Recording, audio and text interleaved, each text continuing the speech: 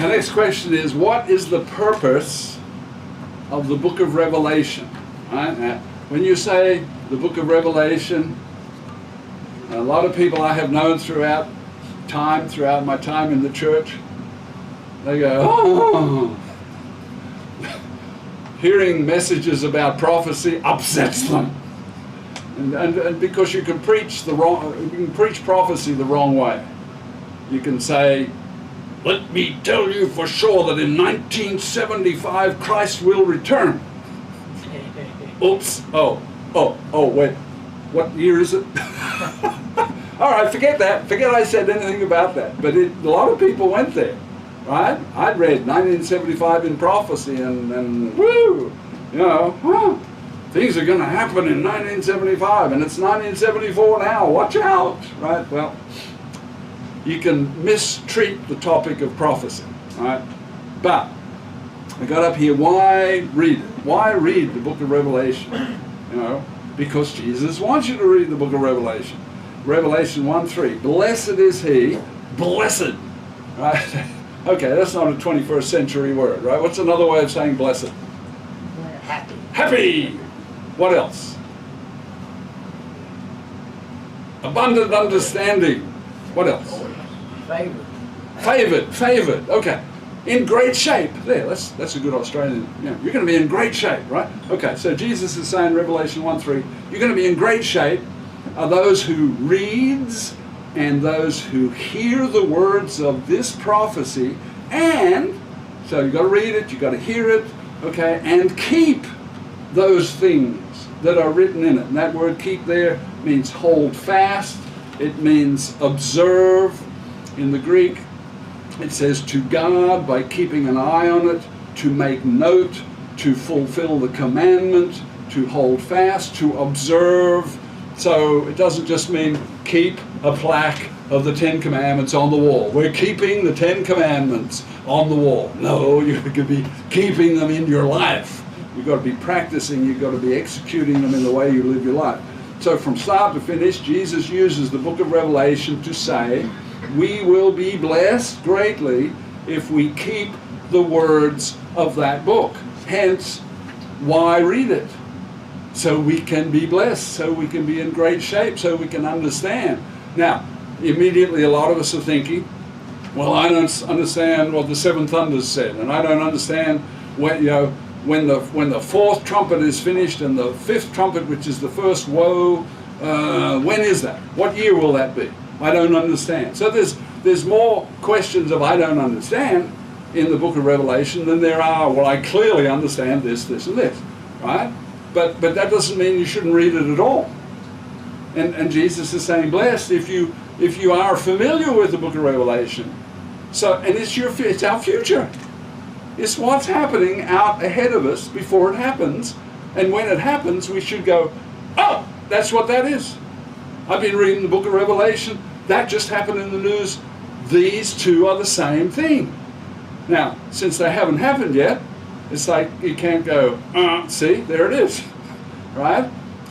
If the Titanic had been written in the Bible, it's like in 1912, wasn't it? 1912, the Bible's writing away and it says, oh, by the way, there'll be a big ship that sinks when it's an iceberg, right? So after the Titanic sank, people could have gone and opened their Bible and said, look, right there, the big ship sank when it hit the iceberg. Right? So it was sad, but it was a small potatoes compared to the big stuff that's about to happen to us in the near future. Okay, he says, start to finish, Jesus uses the book of Revelation saying, blessed greatly if you keep the words.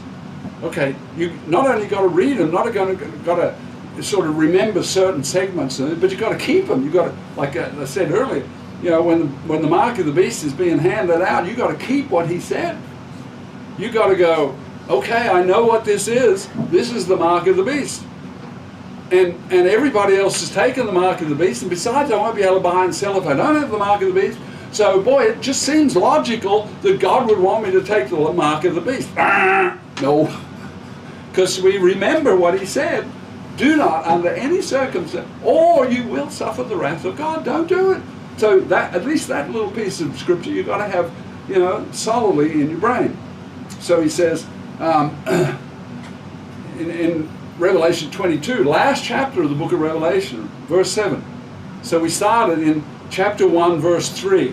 We just barely started the book of Revelation. We got to the 3rd verse, and he said, blessed, better off. Things are going to be better if you pay attention to the words in this book. Right? Now we're down to the chapter 22, the last chapter in this book, verse 7. Blessed again, he says, are those who keep the words of the prophecy of this book. These are the last words in the chapter. Then we go to verse 14. We're getting almost to the very, very last verse, right? Blessed are those who, oh, look, do his commandments. You mean, as the book finishes, the whole Bible finishes, he's saying, you're going to be way better off if you keep my commandments. It's like, so Jesus wants commandment-keeping people. Well, let's keep in the law. Well, how can that be? Because that's what he wants. People who don't commit adultery, people who don't lie, cheat, and steal, people who don't covet stuff that is not theirs, right? So that by keeping his commandments, they have the right to the tree of life. Oh, that's ancient stuff. That's Adam and Eve, and they were in this big garden of long fruity trees, and two of the trees, one of the trees was the tree of the knowledge of good and evil, and then there was this other tree, the tree of life, and they messed up and they ate of the wrong tree. And then they were prevented from getting anywhere near the tree of life, right? That they may enter into the gates of the city or enter into glory. Another purpose for studying Revelation, seen in Revelation 16:15, behold, I'm coming as a thief, meaning not to steal, but suddenly without people understanding the time. It's like when they least expect Christ to return, boom, that's when he'll come. Right? And it can be true of even God's elect. Right? It says, I'm coming as a thief. Blessed is he who watches and keeps his garment. Watches. What are you going to watch? You're going to watch for the first trumpet activity, second trumpet.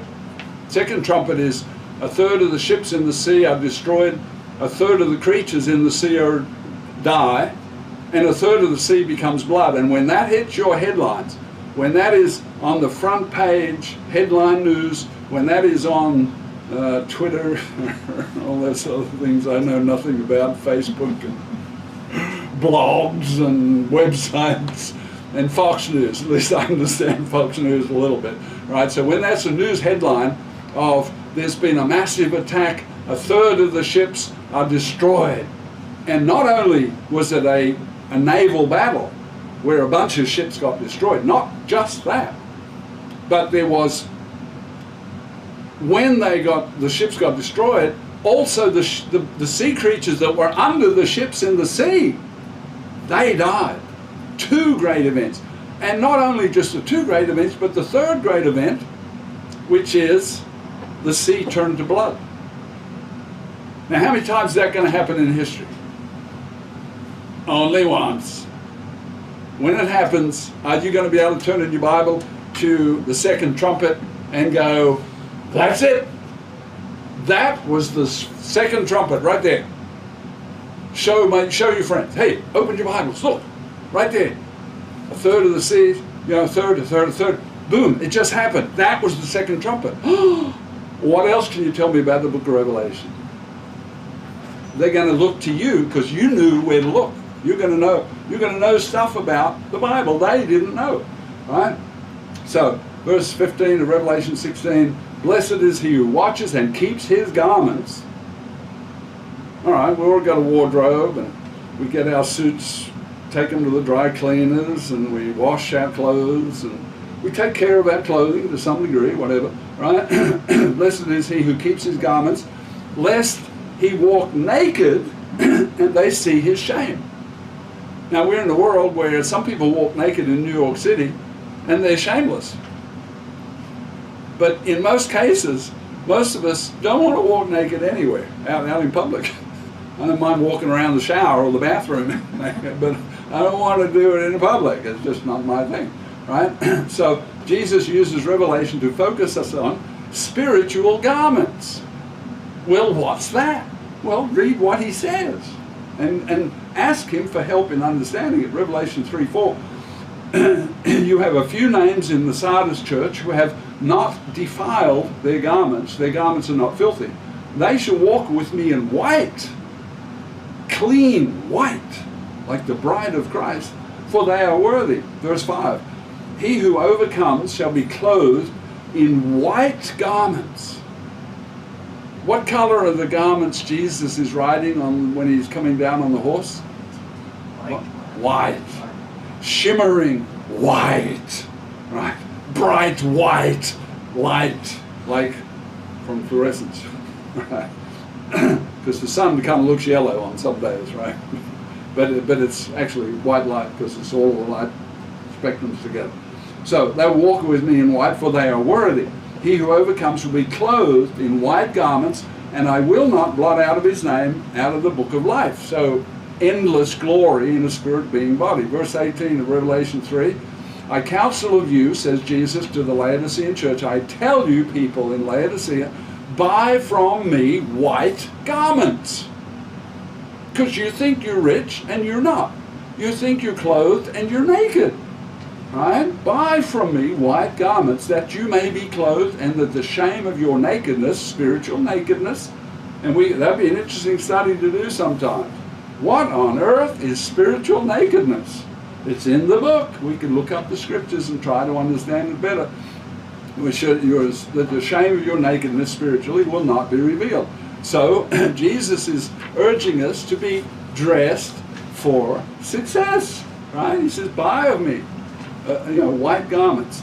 Jesus says, great success awaits us if we are clothed in white garments. Revelation 19:8. And to her, meaning the saints, the church of God, was granted to be arrayed in fine linen, clean and bright linen. For fine linen, spiritually speaking, is, wait for it, the righteous activities of the saints. So we just shifted gears, right? We shifted from, you're talking white garment linen equals righteous acts of God's servants. Wait, we're talking chalk and cheese here, aren't we? No, spiritually speaking, if you're doing righteous things according to God's teachings, that's being added together to make up fine linen for your wedding day. Right? And in most cases, I know the world has gone to pot, but in more ways than one, right? But in the olden days, young ladies longed for their wedding day. And young men longed for their wedding day. And they were only ever planning to marry one person. And they made plans, and they were excited, and they got families, and everybody was involved. And the day got closer, one day closer, one day closer, and finally their wedding day arrived. And it was, physically speaking, the greatest day of their lives. Of course, baptism is greater, but it's a spiritual thing, right? And so Jesus is saying there's coming the wedding supper of the Lamb, and you need to be dressed in fine white linen, and you walk with me because you'll be worthy. Revelation 26, blessed and holy is he who has part in the first resurrection. Over such, the second death has no power. He won't be put to death forever, right? And they shall be priests of God and Christ, and they shall reign with him for 1,000 years. They're going to be the ruling class in a spiritual world. Daniel points to some righteous activities in Daniel 11:32. The people who know their God will be strong. Of all the people on the planet today, who are the people who know their God? They know what God is asking, right? Is it Sunday keeping people? No. Is it? No. It's not. God is not asking people to worship him on Sunday. I'm sorry. Read the book, study the book. It's a Saturday, seventh day, Sabbath, worship day. That's what the boss says. People, the Roman Catholic Church changed it over, tricking people, over to Sunday. And now the Protestants, when they left the Pope, they took the Sunday keeping Sabbath with them. Right? They didn't examine it. They didn't go back and double check. So in the book, seventh day Sabbath. Okay, so those who know their God will be strong, and they'll carry out great exploits. When is this? All right, let's catch one more verse. Verse 33. Those people who understand. Now, who are the people that understand what God's purposes are? Who are those people? Sabbath keepers. The what? Sabbath keepers. Trumpet keepers. Right? Feast of Tabernacles keepers. Why do they understand their God? Because he says do it, we do it, and we understand more about God, right? So those who understand shall instruct many in the millennium, right? No. Check the scripture, check the location of this, right? When should this happen? Daniel 11:33. We just read 11:32 and 33. Let's go to Daniel 11:31. Now we've got 3 verses here. It says, forces will be mustered by him, the 666 beast king, and they shall defile the sanctuary fortress, the holy place, and then they shall take away the daily sacrifices and place where the daily sacrifices were in the holy place the abomination of desolation, or the abomination that makes desolate. Because if you do your studies, you'll see that the man of perdition sits in the temple of God showing himself that he is God, and he is responsible for destroying the military army in just a few more days. And then once the military army of Israel is destroyed, then for 3.5 years the city of Jerusalem is trodden underfoot by the Gentiles, because the Israeli military power and the Jewish people are gone off into captivity or they're dead. And Jesus gave it to us right in the scripture. Jesus expects his servants to be geared up and ready to help instruct many people in the last days. We could ask ourselves, am I ready in the days ahead when the morning and evening sacrifices begin, and when they're stopped, and when the abomination of desolation is set up? Am I ready to help people understand their Bibles? Right? It'll be easier than today, because on TV sets will be the 2 witnesses who can't be killed. We like leaders who are strong and powerful and can't be killed. Right? That's like Superman. Oh wait, it was kryptonite, right? Okay.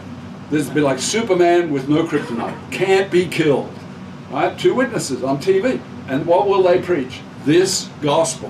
What gospel? The gospel, the true knowledge of God, right out of the scriptures of the Bible. And people will go, what do you think of those 2 guys? You say, well, they're dead on. Pretty soon they're going to have the 2nd trumpet, the 3rd trumpet, the 4th trumpet. And so, well, where did you get that from? Right out of the Bible. Right here, look, open your Bible. Do you have a Bible? No, I don't. Here, use mine. Right? Look, right here. This is what's happening. These are the 2 witnesses, and they can't be killed. Well, that's right. That's what the news guy and the news anchor, Wolf Blitzer, he was saying, you know, these 2, they can't be killed. They must be aliens from out of space inhabiting human beings. And every time we try to kill them, they kill us. So we've got to think about this for a while, you know. And they're up there preaching out of the Bible. What is this? This is crazy, you know. We know that the beast, false prophet, that they are truly Christ. You know, and the world is going to be twisted and turned upside down, and people are going to be, you know, they want to know, the average person who doesn't know their Bible, they'd be lost at sea. Revelation helps us to be primed and ready to be laborers and to instruct many before the sound of the mightiest trumpet, the 7th trumpet, Luke 21:28. Now, when these things begin to happen, look up, lift up your heads, get excited, because your redemption, what's your redemption? That's not a modern word. Your redemption. You're becoming a spirit being, body and person for all eternity, never to die again. That's what redemption means. Jesus has given us many portions of Scripture to help us see when things are beginning. So how can we prepare for seeing these things as they begin to happen? Well, we need to read. We need to remember why. I don't understand prophecy. No, you've got to read it. You've got to know when the mark of the beast comes along, kill me. I am not accepting it because I don't want to experience the wrath of God. Just kill me, right? Because I want the good stuff. I don't want this bad stuff. And oh, you're nuts. Yeah, okay, whatever. So read, remember, so you can act out of what you've read and remembered. Our actions in a crisis come out of what we remember. Jesus gives us prophecy, events, and actions that we should take, what actions we should take when things happen. Matthew 24:15. Therefore, when you see the abomination of desolation spoken of by Daniel the prophet standing in the holy place, whoever reads, let him understand. How are you going to understand? You have to know what the scriptures in the book of Revelation say. You have to think about it. You have to pray about it. You have to ask for God to give you extra understanding. You've got to connect things together. The second trumpet comes after the first trumpet. And then after the second trumpet happens, and when it happens you will see it and you will know what it is, then you know from Scripture that the third trumpet is about to happen. So you can know certain things, right? Okay, so in Matthew 24:16, then let those who are in Judea flee to the mountains. When you see the abomination of desolation in the holy place and the sacrifices are stopped in the holy place, which the sacrifices are geared up and ready to begin when the time is right. And then the 666 beast king, the man of perdition, will come along and he will stop the morning and evening sacrifices. And when that happens, the hair on the back of your head should be standing up, because it's abomination of desolation time, and pretty quick it's the military. The Israeli military is about to be destroyed, and Jerusalem is about to be trodden underfoot for 3.5 years by the beast power. We are about to begin the tribulation. Woo! You know, but if you've read it and you've put little things together, you may not understand everything there is to understand, but you have fragments and pieces that are solid. There will be an abomination of desolation in the holy place. There will be the beginning of the morning and evening sacrifices. There will be the stopping of the morning and evening sacrifices. These things are rock solid. You don't need a person to tell you when and where and how it all shifts and fits and who and what and when and where. You know pinpoint events that will happen because God said they will happen. Matthew 24, second example, in Matthew 24:23, he says, if anyone says, look, here is the Christ. Now, in your studies, if anybody says that to you, it's like, let me look outside a minute. No, I don't see anything in the sky. Whatever you're telling me is the Christ isn't the Christ. Because the Christ told me 2,000 years ago that the first time I'm going to lay eyes on the Christ, he'll be coming on a white horse up in the sky. Now, the guy you're talking about is the Christ, isn't coming in the sky, because I'm looking up the sky and I don't see him.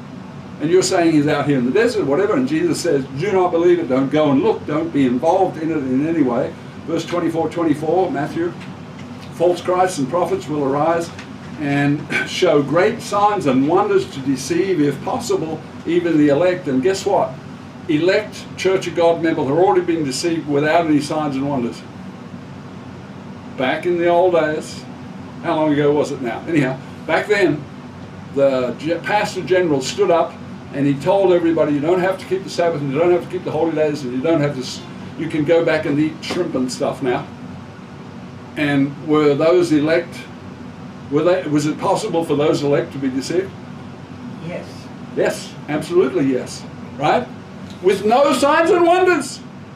So he's saying, when the satanic signs and wonders are laid on heavy, and you're an elect, you better be prepared. You better have, you know, your barrel clean, or be prepared. What? Loaded for bear, whatever that means. I'm not a hunter. Right? Wynn could tell me, you could tell me. Loaded for bear means you're prepared. Right? All you fishermen and you hunter people, you all know what loaded for bear is, right? Okay, be prepared and ready. So that's what Jesus is saying, Matthew 24, verse 25. I have told you beforehand. Jesus, your Lord and Savior, says, I have told you beforehand. Where? Matthew 24. Where? Book of Revelation. I have told you before. So remember, read it and remember and be prepared. Okay, 24:26. He says, if they say to you, look here in the Christ, no, don't go and look. For as lightning comes from the east and flashes to the west, which is a really poor translation, what it means is, as the dawning of the day, the darkness turns to light every morning when the sun comes to its full strength. Well, on this day, the sun will be darkened, and what will be replaced as the brightness of the day will be Christ on his white horse with the angels on their white horses, And that'll be your sunrise. And that'll be when Christ comes. And the Christ that came earlier for 3.5 years, that ain't the Christ. It will appear to be the Christ, but it won't be the Christ. The Trumpets Festival reminds us each year of the greatest day in the history of the world, which is yet future. He's reminding us, he's rehearsing us, he's saying, be mentally ready and prepared for not the rehearsal day, which is next Monday, the Feast of Trumpets, but be ready for the actual fulfillment of the greatest day in human history. And we need to be prepared to react according to what God told us to react. Do the godly actions. When they say, that's the Christ over there, the godly action is, nope, I will not accept it. No matter what you do to me, I will not accept it. So studying future events prepares us to react in Christ-like